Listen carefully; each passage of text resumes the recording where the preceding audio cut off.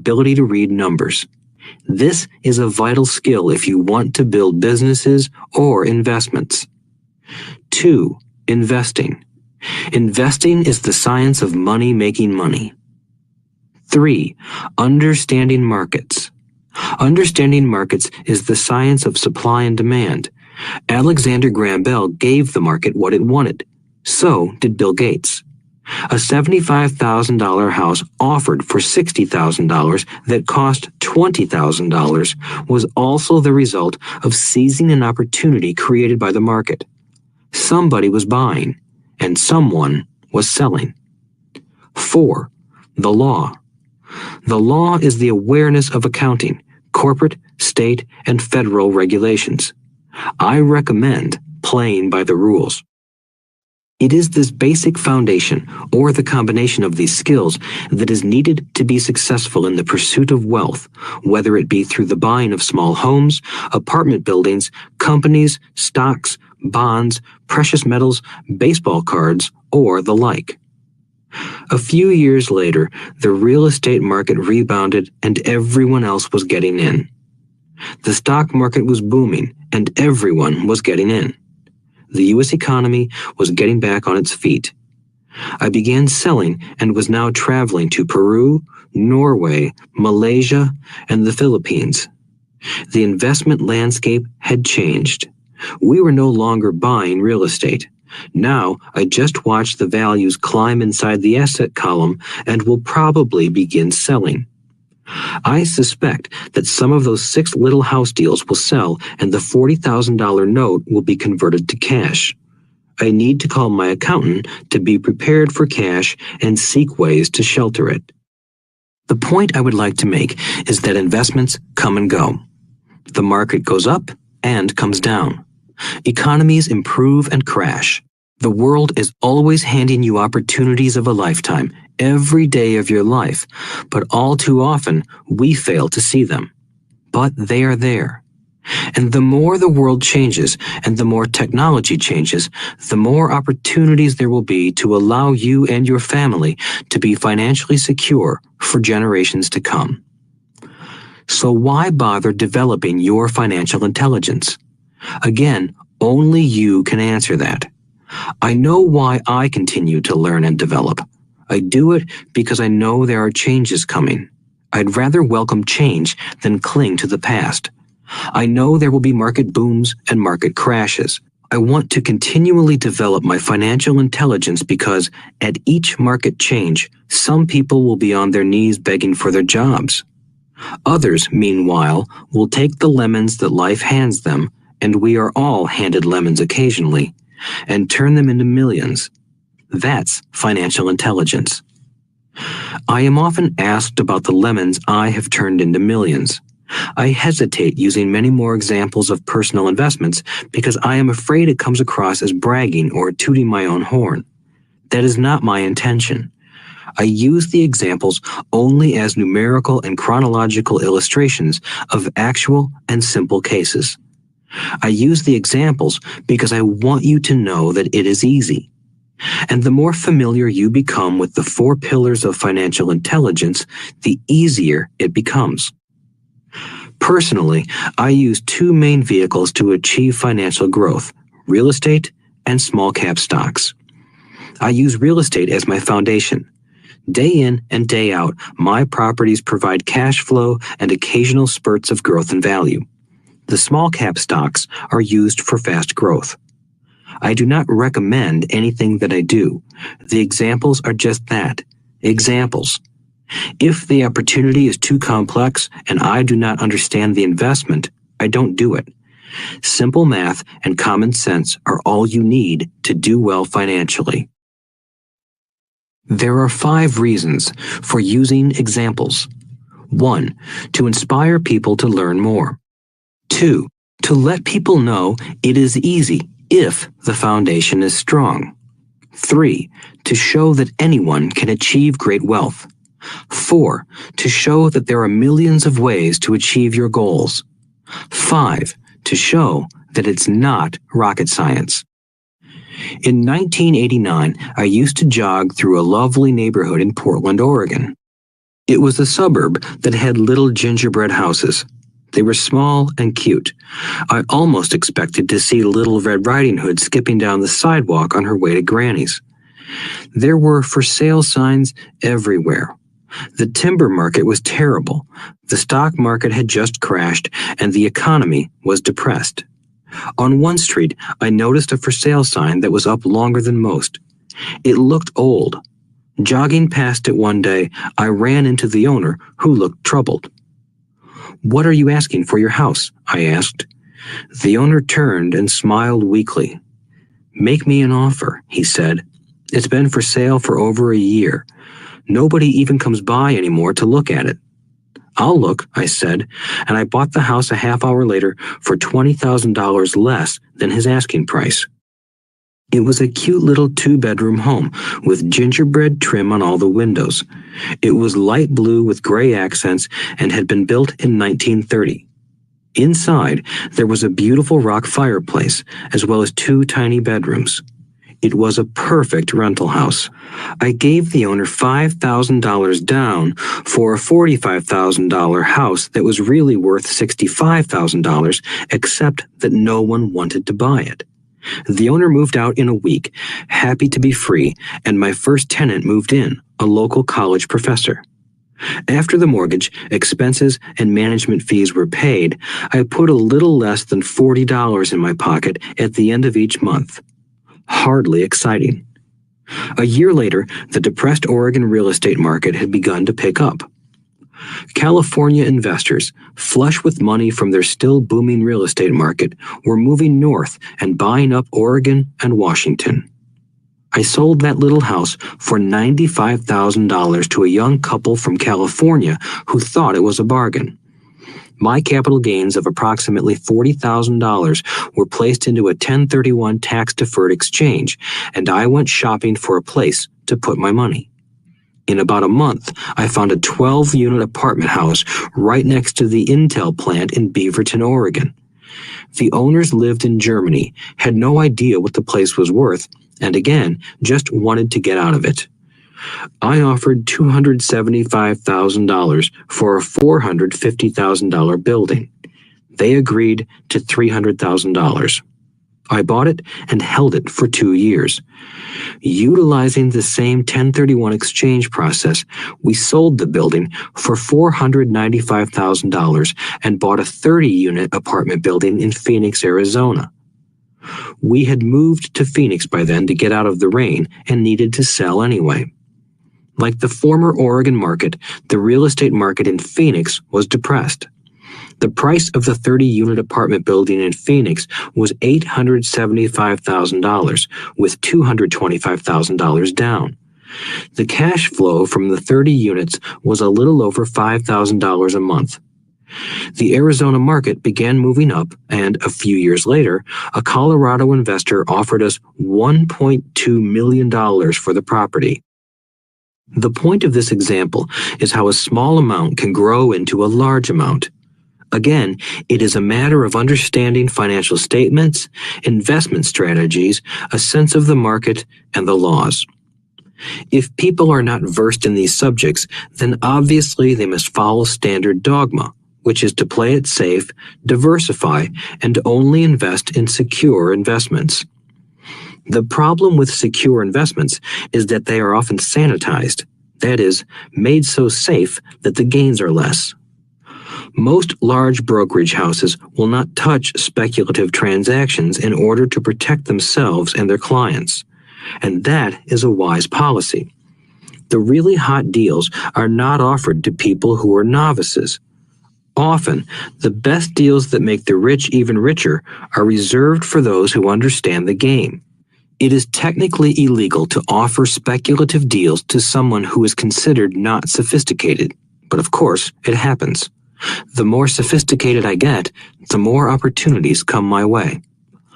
Another case for developing your financial intelligence over a lifetime is simply that more opportunities are presented to you. And the greater your financial intelligence, the easier it is to tell whether a deal is good. It's your intelligence that can spot a bad deal or make a bad deal good. The more I learn, and there is a lot to learn, the more money I make simply because I gain experience and wisdom as the years go on. I have friends who are playing it safe, working hard at their profession and failing to gain financial wisdom, which does take time to develop. My overall philosophy is to plant seeds inside my asset column. That is my formula. I start small and plant seeds. Some grow, some don't. Inside our real estate corporation, we have property worth several $million. It is our own right, or real estate investment trust.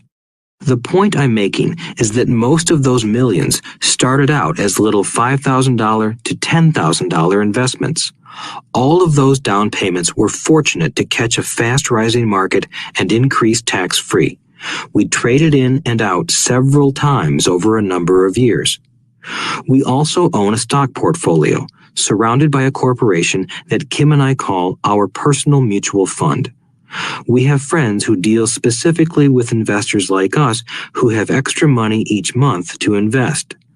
We buy high-risk, speculative private companies that are just about to go public on a stock exchange in the United States or Canada. An example of how fast gains can be made are 100,000 shares purchased for 25 cents each before the company goes public. 6 months later, the company is listed and the 100,000 shares now are worth $2 each. If the company is well managed, the price keeps going up, and the stock may go to $20 or more per share. There are years when our $25,000 has gone to $1 million in less than a year. It is not gambling if you know what you're doing. It is gambling if you're just throwing money into a deal and praying.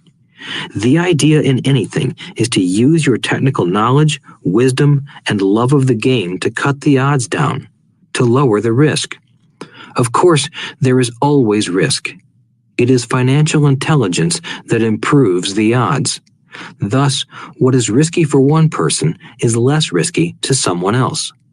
That is the primary reason I constantly encourage people to invest more in their financial education than in stocks, real estate, or other markets. The smarter you are, the better chance you have of beating the odds. The stock plays I personally invested in were extremely high risk for most people and absolutely not recommended. I have been playing that game since 1979 and have paid more than my share in dues. But if you will review why investments such as these are high risk for most people, you may be able to set your life up differently, so that the ability to take $25,000 and turn it into $1 million in a year is low risk for you. As stated earlier, nothing I have written is a recommendation. It is only used as an example of what is simple and possible. What I do is small potatoes in the grand scheme of things. Yet, for the average individual, a passive income of more than $100,000 a year is nice and not hard to achieve. Depending on the market and how smart you are, it could be done in 5 to 10 years. If you keep your living expenses modest, $100,000 coming in as additional income is pleasant, regardless of whether you work. You can work if you like, or take time off if you choose, and use the government tax system in your favor rather than against you. My personal basis is real estate. I love real estate because it's stable and slow-moving. I keep the base solid. The cash flow is fairly steady and, if properly managed, has a good chance of increasing in value.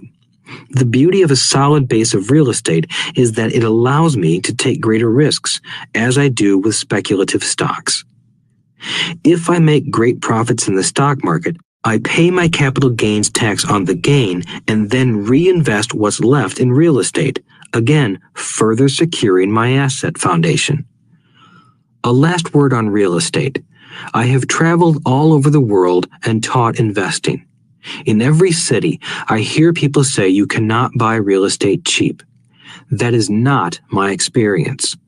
Even in New York or Tokyo, or just on the outskirts of the city, prime bargains are overlooked by most people. In Singapore, with their high real estate prices, there are still bargains to be found within a short driving distance. So whenever I hear someone say, "You can't do that here," pointing at me, I remind them that maybe the real statement is, "I don't know how to do that here. Yet." Great opportunities are not seen with your eyes. They are seen with your mind. Most people never get wealthy simply because they are not trained financially to recognize opportunities right in front of them. I am often asked, "How do I start?" In the final chapter of this audiobook, I offer 10 steps that I followed on the road to my financial freedom. But always remember to have fun. When you learn the rules and the vocabulary of investing and begin to build your asset column, I think you'll find that it's as fun a game as you've ever played. Sometimes you win, and sometimes you learn. But have fun. Most people never win because they're more afraid of losing. That is why I found school so silly. In school, we learn that mistakes are bad, and we are punished for making them. Yet if you look at the way humans are designed to learn, we learn by making mistakes. We learn to walk by falling down. If we never fell down, we would never walk. The same is true for learning to ride a bike. I still have scars on my knees, but today I can ride a bike without thinking. The same is true for getting rich. Unfortunately, the main reason most people are not rich is because they are terrified of losing. Winners are not afraid of losing, but losers are. Failure is part of the process of success. People who avoid failure also avoid success. I look at money much like my game of tennis. I play hard, make mistakes, correct, make more mistakes, correct, and I get better.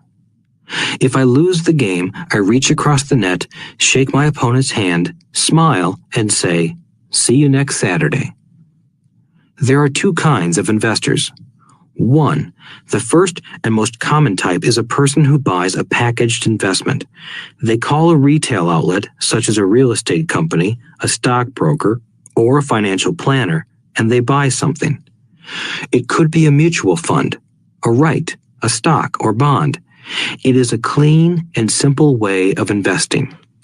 An analogy would be a shopper who goes to a computer store and buys a computer right off the shelf. 2. The second type is an investor who creates investments. This investor usually assembles a deal in the same way a person who buys components builds a computer. I do not know the first thing about putting components of a computer together, but I do know how to put pieces of opportunities together, or know people who know how. It is this second type of investor who is the more professional investor. Sometimes it may take years for all the pieces to come together, and sometimes they never do. It is this second type of investor that my rich dad encouraged me to be. It is important to learn how to put the pieces together, because that is where the huge wins reside, and sometimes some huge losses if the tide goes against you. If you want to be the second type of investor, you need to develop 3 main skills. These skills are in addition to those required to become financially intelligent. 1. Find an opportunity that everyone else missed. You see with your mind what others miss with their eyes.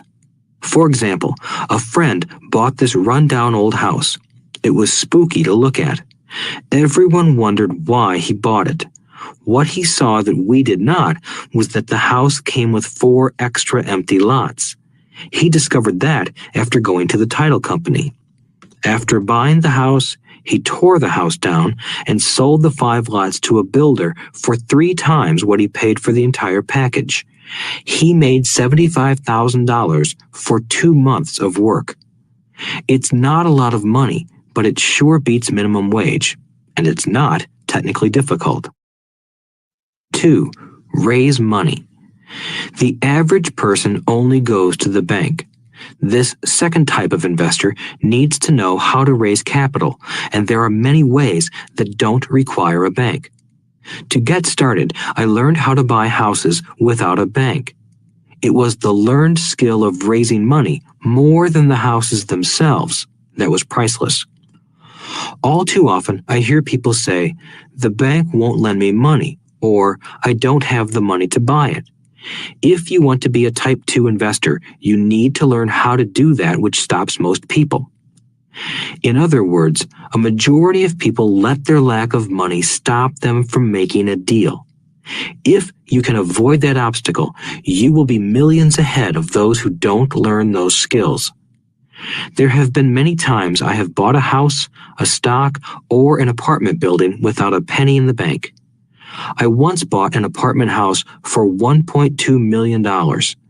I did what is called tying it up with a written contract between seller and buyer. I then raised the $100,000 deposit, which bought me 90 days to raise the rest of the money. Why did I do it? Simply because I knew it was worth $2 million. I never raised the money. Instead, the person who put up the $100,000 gave me $50,000 for finding the deal, took over my position, and I walked away. Total working time? 3 days. Again, it's what you know more than what you buy. Investing is not buying. It's more a case of knowing. 3. Organize smart people. Intelligent people are those who work with or hire a person who is more intelligent than they are. When you need advice, make sure you choose your advisor wisely. There is a lot to learn, but the rewards can be astronomical. If you do not want to learn those skills, then being a Type 1 investor is highly recommended. It is what you know that is your greatest wealth. It is what you do not know that is your greatest risk. There is always risk, so learn to manage risk instead of avoiding it. Chapter 6. Lesson 6. Work to learn. Don't work for money. Job security meant everything to my educated dad. Learning meant everything to my rich dad. A few years ago, I granted an interview with a newspaper in Singapore. The young female reporter was on time, and the interview got underway immediately. We sat in the lobby of a luxurious hotel, sipping coffee and discussing the purpose of my visit to Singapore. I was to share the platform with Zig Ziglar. He was speaking on motivation, and I was speaking on the secrets of the rich. "Someday, I would like to be a best-selling author like you," she said. I had seen some of the articles she had written for the paper, and I was impressed. She had a tough, clear style of writing. Her articles held a reader's interest. "You have a great style," I said in reply. "What holds you back from achieving your dream?" "My work does not seem to go anywhere," she said quietly. "Everyone says that my novels are excellent, but nothing happens. So I keep my job with the paper. At least it pays the bills. Do you have any suggestions?" "Yes, I do," I said brightly. "A friend of mine here in Singapore runs a school that trains people to sell. He runs sales training courses for many of the top corporations here in Singapore, and I think attending one of his courses would greatly enhance your career." She stiffened. "Are you saying I should go to school to learn to sell?" I nodded. "You aren't serious, are you?" Again, I nodded. "What is wrong with that?" I was now backpedaling. She was offended by something, and now I was wishing I had not said anything. In my attempt to be helpful, I found myself defending my suggestion. "I have a master's degree in English literature. Why would I go to school to learn to be a salesperson? I am a professional. I went to school to be trained in a profession so I would not have to be a salesperson. I hate salespeople. All they want is money. So tell me why I should study sales." She was packing her briefcase. The interview was over. On the coffee table sat a copy of an earlier best-selling book I wrote. I picked it up as well as the notes she had jotted down on her legal pad. "Do you see this?" I said, pointing to her notes. She looked down at her notes. "What?" she said, confused. Again, I pointed deliberately to her notes. On her pad, she had written, Robert Kiyosaki, best-selling author. It says best-selling author, not best writing author, I said quietly. Her eyes widened.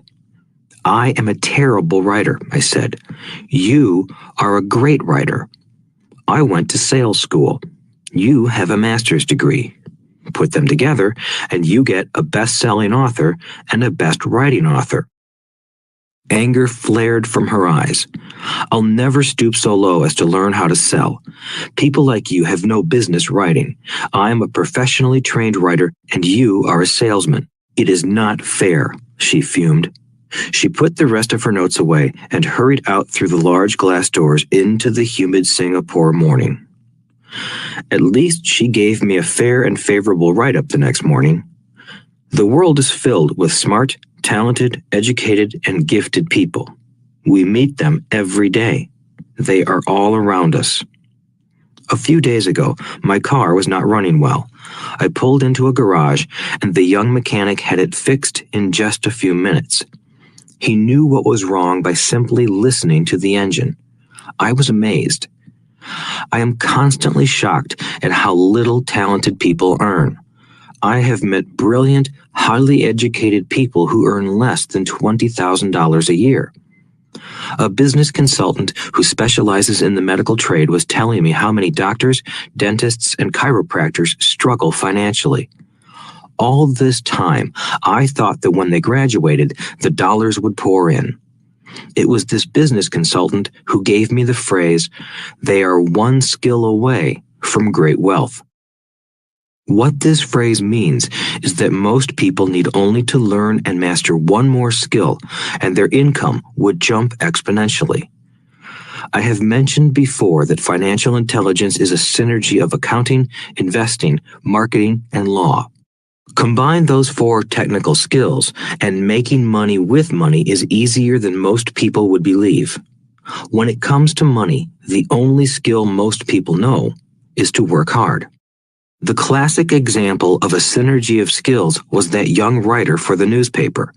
If she diligently learned the skills of sales and marketing, her income would jump dramatically.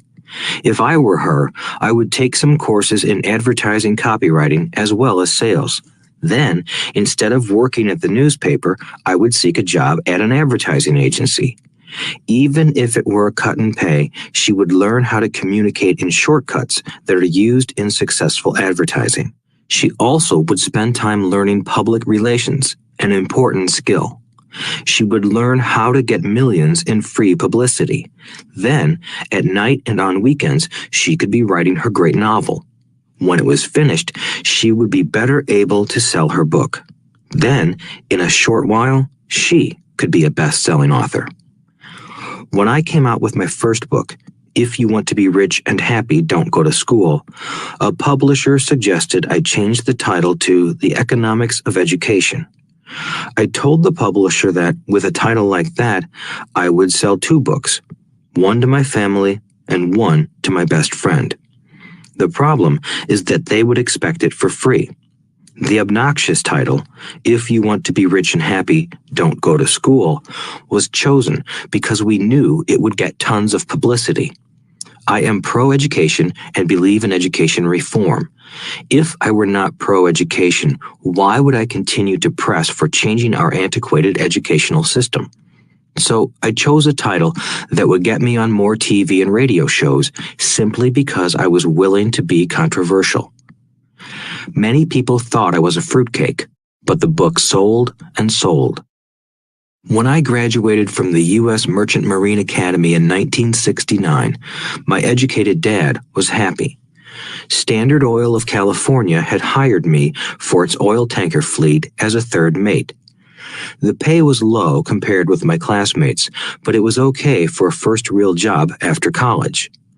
My starting pay was about $42,000 a year, including overtime, and I only had to work for 7 months. I had 5 months of vacation. If I had wanted to, I could have taken the run to Vietnam with a subsidiary shipping company and easily doubled my pay instead of taking 5 months of vacation. I had a great career ahead of me, yet I resigned after 6 months with the learn how to fly. My educated dad was devastated. Rich Dad congratulated me. In school and in the workplace, the popular opinion is the idea of specialization. That is, in order to make more money or get promoted, you need to specialize. That is why medical doctors immediately begin to seek a specialty such as orthopedics or pediatrics. The same is true for accountants, architects, lawyers, pilots, and others. My educated dad believed in the same dogma. That is why he was thrilled when he eventually achieved his doctorate. He often admitted that schools reward people who study more and more about less and less. Rich Dad encouraged me to do exactly the opposite. You want to know a little about a lot, was his suggestion. That is why for years I worked in different areas of his companies. For a while, I worked in his accounting department. Although I would probably never have been an accountant, he wanted me to learn via osmosis. Rich Dad knew I would pick up jargon and a sense of what is important and what is not. I also worked as a busboy and construction worker as well as in sales, reservations, and marketing. He was grooming Mike and me. That is why he insisted we sit in on the meetings with his bankers, lawyers, accountants, and brokers. He wanted us to know a little about every aspect of his empire. When I quit my high-paying job with Standard Oil, my educated dad had a heart-to-heart talk with me. He was bewildered. He could not understand my decision to resign from a career that offered high pay, great benefits, lots of time off, and opportunity for promotion. When he asked me one evening, "Why did you quit?" I could not explain it to him, though I tried hard to. My logic did not fit his logic. The big problem was that my logic was my rich dad's logic. Job security meant everything to my educated dad. Learning meant everything to my rich dad. Educated dad thought I went to school to learn to be a ship's officer. Rich Dad knew that I went to school to study international trade. So, as a student, I made cargo runs, navigating large freighters, oil tankers, and passenger ships to the Far East and the South Pacific. Rich Dad emphasized that I should stay in the Pacific instead of taking ships to Europe because he knew that the emerging nations were in Asia, not Europe.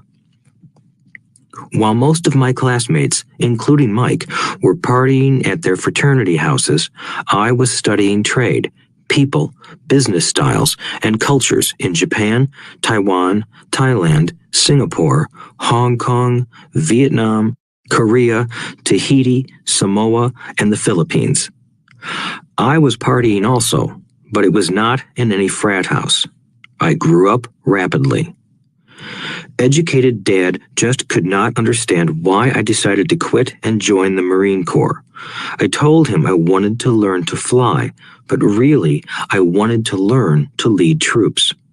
Rich Dad explained to me that the hardest part of running a company is managing people. He had spent 3 years in the Army. My educated dad was draft exempt. Rich Dad valued learning to lead men into dangerous situations. Leadership is what you need to learn next, he said. If you are not a good leader, you'll get shot in the back, just like they do in business. Returning from Vietnam in 1973, I resigned my commission, even though I loved flying. I found a job with Xerox Corporation. I joined it for one reason, and it was not for the benefits. I was a shy person, and the thought of selling was the most frightening subject in the world. Xerox has one of the best sales trainings programs in America. Rich Dad was proud of me. My educated dad was ashamed. Being an intellectual, he thought that salespeople were below him. I worked with Xerox for 4 years until I overcame my fear of knocking on doors and being rejected. Once I could consistently be in the top 5 in sales, I again resigned and moved on, leaving behind another great career with an excellent company. In 1977, I formed my first company. Rich Dad had groomed Mike and me to take over companies, so I now had to learn to form them and put them together. My first product, the nylon and Velcro wallet, was manufactured in the Far East and shipped to a warehouse in New York, near where I had gone to school. My formal education was complete, and it was time to test my wings.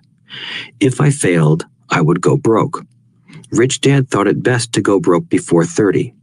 You still have time to recover, was his advice. On the eve of my 30th birthday, my first shipment left Korea for New York. Today, I still do business internationally, and as my rich dad encouraged me to do, I keep seeking the emerging nations. Today, my investment company invests in South American countries and Asian countries, as well as in Norway and Russia. There is an old cliche that goes, "Job is an acronym for just over broke." Unfortunately, I would say that applies to millions of people. Because school does not think financial intelligence is an intelligence, most workers live within their means. They work and they pay bills. There is another horrible management theory that goes, workers work hard enough to not be fired, and owners pay just enough so that workers won't quit. And if you look at the pay scales of most companies, again, I would say there is a degree of truth to that statement. The net result is that most workers never get ahead. They do what they've been taught to do, get a secure job. Most workers focus on working for pay and benefits that reward them in the short term, but are often disastrous in the long run. Instead, I recommend to young people to seek work for what they will learn, more than what they will earn. Look down the road at what skills they want to acquire before choosing a specific profession and before getting trapped in the rat race. Once people are trapped in the lifelong process of bill paying, they become like those little hamsters running around in those metal wheels. Their little furry legs are spinning furiously, the wheel is turning furiously, but come tomorrow morning, they'll still be in the same cage. Great job. In the movie Jerry Maguire starring Tom Cruise, there are many great one-liners. Probably the most memorable is, "Show me the money." But there is one line I thought most truthful. It comes from the scene where Tom Cruise is leaving the firm. He has just been fired, and he is asking the entire company, "Who wants to come with me?" And the whole place is silent and frozen. Only one woman speaks up and says, "I'd like to, but I'm due for a promotion in 3 months." That statement is probably the most truthful statement in the whole movie. It is the type of statement that people use to keep themselves busy, working away to pay bills. I know my educated dad looked forward to his pay raise every year, and every year he was disappointed. So he would go back to school to earn more qualifications so he could get another raise. Then, once again, there would be another disappointment. The question I often ask people is, where is this daily activity taking you? Just like the little hamster, I wonder if people look at where their hard work is taking them. What does the future hold? In his book, The Retirement Myth, Craig S. Carpel writes, "I visited the headquarters of a major national pension consulting firm and met with a managing director who specializes in designing lush retirement plans for top management. When I asked her what people who don't have corner offices will be able to expect in the way of pension income, she said with a confident smile, 'The silver bullet.'" "What," I asked, "is the silver bullet?" She shrugged and said, "If baby boomers discover they don't have enough money to live on when they're older, they can always blow their brains out." Carpel goes on to explain the difference between the old defined benefit retirement plans and the new 401k plans that are riskier.